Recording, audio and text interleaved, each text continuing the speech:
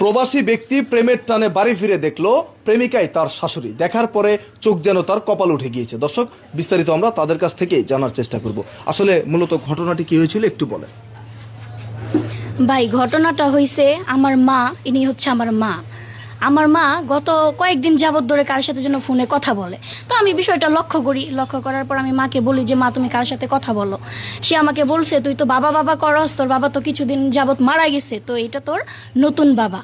মানে আমাকে বলে যে তোর নতুন বাবা আজকে আসতেছে, তাকে আমি নিয়ে আসতে যাব, এটা তোর জন্য গিফট, সারপ্রাইজ। আই আম তো অবাক, মানে আমার মাথায় তো একবারে মানে আকাশ নাইমা পড়ছে। কি কি বলে, যাক, পরে আমি বলছি তাহলে নিয়ে আসো। নিয়ে আসলো। ভাই, লজ্জার কথা কি কমু, মানে বাবা নিয়ে আসতে যায় দেখে আমার জামাই নিয়ে আইসা পড়ছে। এটা কোনো কথা ভাই? বাবার জায়গায় দিয়ে আমার জামাইয়ের লগে সেই 3টা বছর ধরে প্রেম করছে বলে, এটা কোনো কথা? দর্শক, আপনারা দেখতেই পারলেন ঘটনাটি আসলে খুবই হাস্যকর হলেও আমরা একটু এই ছেলের সাথে জানার চেষ্টা করব। আসলে মূলত আপনি উনি কি আপনার শাশুড়ি? হ্যাঁ। আপনার স্ত্রী যেটি বললো আপনার সাথে কি ওনার প্রেমের সম্পর্ক ছিল? হ্যাঁ, প্রেমের সম্পর্ক ছিল। মূলত কিভাবে ছিল একটু বলেন। ওই সে ফেক আইডি থেকে আমার 18 বছর 19 বছর একটা মেয়ের ছবি দিয়া কথায় মেসেঞ্জার অনেক কথা বলছি, তার ভয়েস দিত, কোনো সময় ভিডিও কল দিলে সে ফোন ধরতো না। ওই ভয়েসের মাধ্যমে কথা বলতাম, প্রায় 2 বছর ধরে কথা বলতাম। সে বলছে আমার দেশে আসতে। মানে আপনি প্রবাসে ছিলেন? হ্যাঁ, আমি প্রবাসী ছিলাম। সে বলছে আমার দেশে আসতে, তাই আমার দেশে আইসা দেখি আমার এটা শাশুড়ি। হ্যাঁ। এখন কি ফিল হচ্ছে আপনার এই যে এই ঘটনাতে কি অনুভব হচ্ছে? এখন হাসি পাচ্ছে। হাসি পাওয়া ছাড়া তো কোনো কারো আর কিছুই থাকবে না। দর্শক, এই মুহূর্তে তিনি যেই ঘটনা ঘটিয়েছে এটা ভাবতে গেলে যে কোনো কারোই হাসি পাবে, তো তার হাসি পাওয়াটাই স্বাভাবিক। আসলে এই যে আপনি যে ঘটনাটি ঘটালেন, এই ব্যক্তি তো আপনার মেয়ের জামাই, তাই না? জি। ওনার সাথে প্রেমের সম্পর্ক করে নাকি আপনি আপনার মেয়েকে বাবা উপহার দিতে, যে এখন তার জামাইকে এই বাবা বানিয়ে দিতে চাচ্ছেন, মূলত কারণটা কি? কারণ আমি তো জানতাম না যে ও আমার মেয়ের জামাই, ঠিক আছে? ও প্রবাসে থাকে, আমি ফেক আইডি খুলে 18 বছর 15 বছর মেয়েদের মানে ছবি দিয়ে, মানে আমার তো স্বামী নেই, কারণ আমি তো বয়স বেশি, এটা ঠিক আছে, মন তো আর বুড়া হয় নাই, সেজন্য আমি টাইম পাস করতাম। তো আমি তো আর জানি না যে আমার মেয়ের স্বামী। এখন দেশে এসে দেখে আমার মেয়ের জামাই।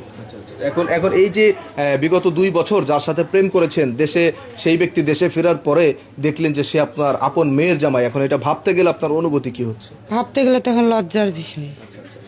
মানুষের শুনলে তো আমারে খারাপ করবো, আর আমি যে ফোনে কথা বলতাম এটা তো বাইরে মানুষ জানতো না। আর আমার স্বামী মারা গেছে 8-9 বছর হয়, মানে তখন বিয়ে করলাম না, কারোর সঙ্গে সম্পর্ক করলাম না, মানে একটা রং নাম্বারে প্রেম করে আজকে আমি বিপদে পড়ে গেছি।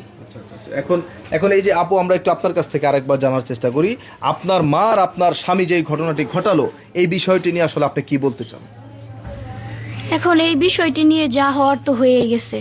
কারণ এখন যারা এই বিষয়টা জানতে পারবে, এলাকাবাসী বা আত্মীয় স্বজন, হয়তো বা তাদের সামনে গেলে লজ্জাবোধ হবে, লজ্জাতে মাথা কাটা যাবে। এখন এখানে আমি দেখতেছি যে মানে ওরেও মারতেও পারতেছি না, ওরেও মারতে পারতেছি না, মা লাগে, জামাই লাগে। কারণ এখানে আমি কি বলবো ভাই, আমার লজ্জাতে আমার মানে আমি কথা বের হইতেছে না, আমি কি বলবো এখানে বলেন।